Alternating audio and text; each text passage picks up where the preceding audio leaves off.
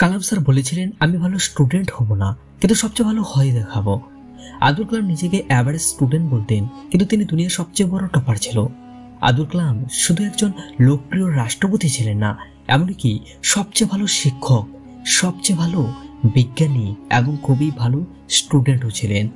পড়াশোনার ক্ষেত্রে কালাম স্যার 1 মাসের টাস্ককে মাত্র 3 দিনের মধ্যে কিভাবে কমপ্লিট করলেন তা আজ আমরা এই ভিডিওতে জানতে পারবো।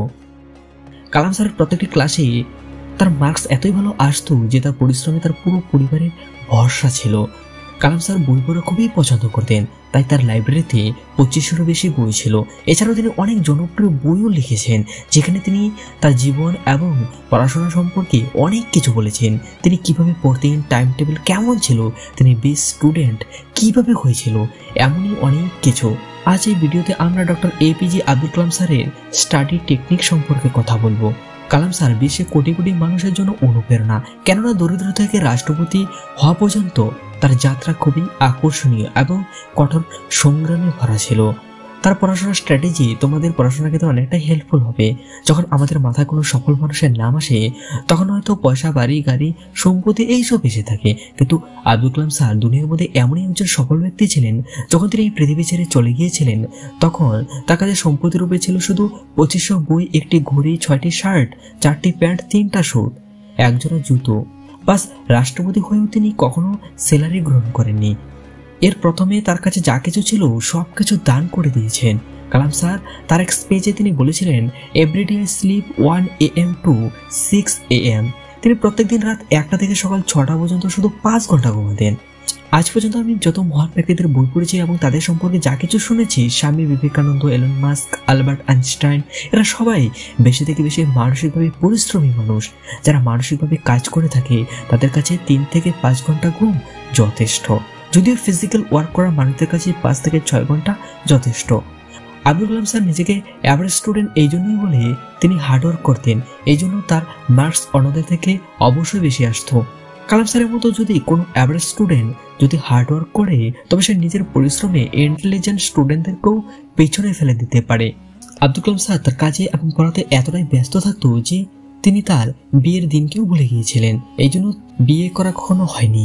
শেখার মতো বিষয়, স্মার্ট ওয়ার্ক এবং হার্ডওয়ার্ককে একত্রিত করো, সফলতা নিশ্চিত। কঠোর পরিশ্রমের সাহায্যে ইন্টেলিজেন্টদেরও পিছনে ফেলে দাও। নাম্বার 2, এই দুনিয়ায় সবকিছু করা সম্ভব। যে কাজটি 1 মাসে করা সম্ভব না, সেটি 3 দিনে অথবা 1 সপ্তাহের মধ্যে করা যেতে পারে। কিভাবে সেটা এখন বুঝে নেওয়া যাক। স্টুডেন্টদের কাছে যখন কম সময় হয়ে থাকে, তখন বেশিরভাগ স্টুডেন্ট চিন্তার মধ্যে পড়ে যায়, এমনকি অনেক বেশি ভয় থাকে, যার জন্য সে পরীক্ষার জন্য যতটা তৈরি হতে পারতো সেটাও করতে পারে না। তেমনি সেটা কালাম স্যারের সাথেও হয়েছিল। ডক্টর এপিজে আব্দুল কালাম তার নিজের লেখা বই, তার জীবনযাত্রা এবং লাইফ স্টোরি শেয়ার করেছেন। যখন আমি মাদ্রাস ইনস্টিটিউট অফ টেকনোলজিতে পড়াশোনা করেছিলাম, তখন ফাইনাল পরীক্ষার প্রস্তুতিতে আমার একজন প্রফেসর আমাকে একটি ফাইটার জেটের নকশা তৈরি করতে বললেন। 1 মাসের সময় দিয়েছিলেন। আব্দুল কালাম ডিজাইন প্রস্তুত করে দেখালেন, কিন্তু সেটা অবশ্যই প্রফেসরের পছন্দ হলো না। প্রফেসর তখন আব্দুল কালামকে বলল, আব্দুল, আমার তোমার কাছে এরকমটা আশা ছিল না। আব্দুলের অনেক খারাপ লেগেছিল।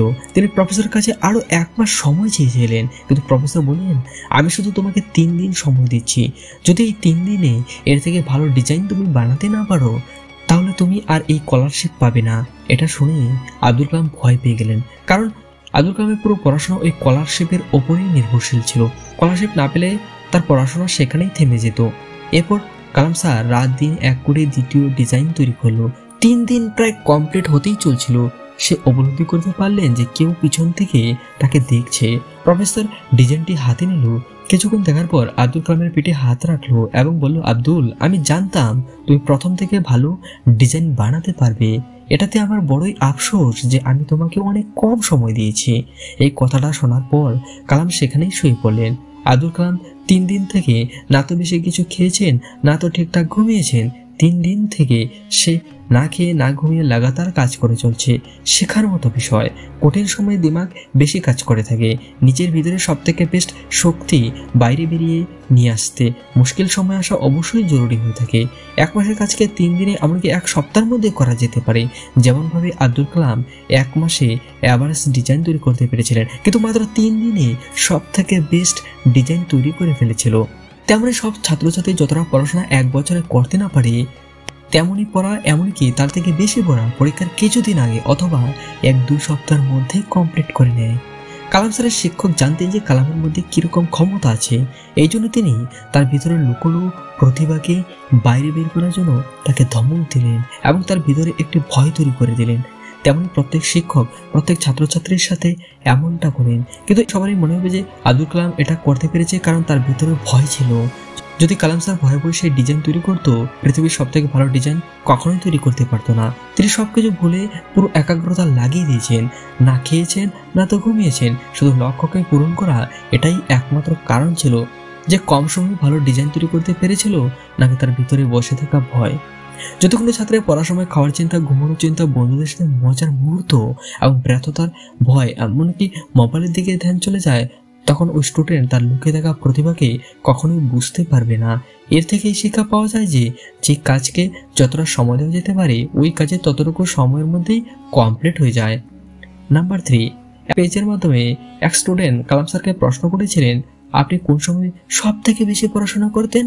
তখন কালাম স্যার বলেছিলেন পড়াশোনার জন্য তার কাছে কোনো নির্দিষ্ট কোনো সময় ছিল না, কিন্তু তিনি সকালবেলায় সব থেকে বেশি পড়াশোনা করতেন। গাছের নিচে বসে পড়া তার খুবই ভালো লাগতো। তোমরা তো অবশ্যই জানো যে তিনি রাস্তায় পেপার দেওয়ার সময় রাস্তা দাঁড়িয়ে পেপার পড়ে নিতেন। কালাম স্যার আরো বলেছিলেন, এমন একজন বন্ধু অবশ্যই প্রয়োজন যাকে তুমি পড়াতে পারো এবং সেও তোমাকে পড়াতে পারে। একে অনেক দুর্বলতাকে দূর করতে সাহায্য করতে পারে, কেননা এমনভাবে পড়ার ফলে জ্ঞান বাড়তে থাকে, মস্তিষ্ক খুলতে থাকে, স্মৃতিশক্তি প্রখর হয়, পড়াশোনায় মনোযোগ বেড়ে যায়, বোরিং লাগতে থাকা পড়াশোনাও মজাদার হয়ে যায়। সর্বদা পড়াশোনা চালিয়ে যাও। যখন তুমি তোমার পড়াশোনা বাড়িয়ে দাও তখন তোমার ক্রিয়েটিভিটি বেড়ে যায়, ক্রিয়েটিভিটি থেকে থিঙ্কিং বেড়ে যায়, যার ফলে তুমি বেশি থেকে বেশি নলেজ গ্রহণ করতে পারো। যখন তোমার কাছে অনেক নলেজ থাকে তখন লোক তোমাকে লেজেন্ড অথবা মহান মেনে থাকে, কেননা সব ধরনের প্রশ্নের জবাব তোমার কাছে থাকে। কালাম স্যার জীবনের সব থেকে ভালো একটা সিদ্ধান্ত ছিল, আজ তুমি যত ভালো স্বাস্থ্যবান থাকবে তোমার মস্তিষ্ক এতই ভালো কাজ করতে পারবে যে শক্তির সাহায্যে তোমার পক্ষে যে কোনো কাজ করা অসম্ভব নয়, এমনকি সব কিছু সম্ভব হবে। MIT অর্থাৎ Madras institute of technology university থেকে যখন কালাম স্যার গ্র্যাজুয়েশন কমপ্লিট করলেন তখন তার মার্কস খুব ভালো ছিল, কিন্তু তিনি ক্লাস টপার ছিলেন না, কিন্তু তিনি তার আশা পূরণ করেছিলেন। তিনি দুনিয়ার মধ্যে বেস্ট স্টুডেন্ট হয়ে ছাড়বেন। যিনি বেস্ট স্টুডেন্ট হয়েছিলেন তাকে কিন্তু ভারতের কোনো মানুষ আজ পর্যন্ত জানেন না, চিনেন না, কিন্তু কালাম স্যারকে ভারত নয় পুরো দুনিয়ার মানুষ জানেন। অর্থাৎ কালাম স্যার বেস্ট টপার, দুনিয়ার সব থেকে বেস্ট টপার স্টুডেন্ট ছিলেন। তিনি দুনিয়ার সবচেয়ে বেস্ট মানুষদের মধ্যে একজন ছিলেন। শুধু তোমার কাছে নলেজ থাকে, ক্ষমতা আছে, তবে দুনিয়ার পুরো মানুষ তোমাকে জানবে। শিখতে থাকা মানুষ সবসময় এগিয়ে যেতে থাকে, যে বইকে কখনো ছেড়ে দেয় না, সফলতা জীবনভর সবসময় তার সাথ দিয়ে থাকে। কালাম স্যার সব স্টুডেন্টদের বলেন সর্বদা সীমাবদ্ধতার মধ্যে দিয়ে বিরতি নেবে না। কালাম স্যার নিজে খুদ অনেক লিমিটেশনকে ভেঙে দিয়েছেন। তোমার জন্য সেটা জরুরি। যদি তুমি 2 ঘন্টা পড়তে পারো, জীবনে যদি কিছু অর্জন করতে চাও, নিজেকে সীমা থেকে ওপরে উঠাও। কালাম স্যারের মতো সবচেয়ে বেস্ট স্টুডেন্ট হয়ে যাও, শুধু নম্বরের জন্য নয়। মনের গঠন, ব্যক্তিত্ব, আচরণ এসবের দিকে খেয়াল রাখো। অবশ্যই মনে রাখবে, ম্যাথ, ফিজিক্স, কেমিস্ট্রি, ইংলিশ, হয়তো যা কিছু সাবজেক্ট হোক না কেন সেটাকে কখনো কঠিন ভেবো না। তাকে শুধু একটি সাবজেক্টের মতো মনে করো, যেটাকে তুমি খুব সহজেই পড়তে পারো, শিখতে পারো। তবে আব্দুল কালামের পড়া থেকে, তার জীবনী থেকে, তার সফলতা থেকে অনেক কিছু শেখা যেতে পারে। বাস আজ এতটুকু পর্যন্ত।